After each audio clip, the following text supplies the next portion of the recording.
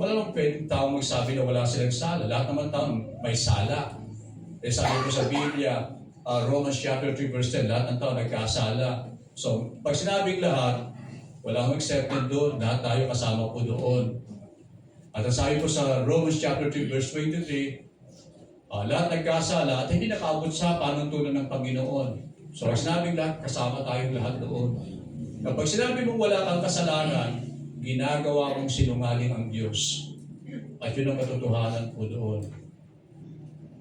Kaya lahat tayo nagkasala. At kung hindi tayo magsisi sa ating mga kasalanan, ay patungo po tayo sa ating kamatayan. Kung ikaw, sa sarili mo, okay, sa sarili mo, alam mo na hindi talaga sa Diyos papunta ka.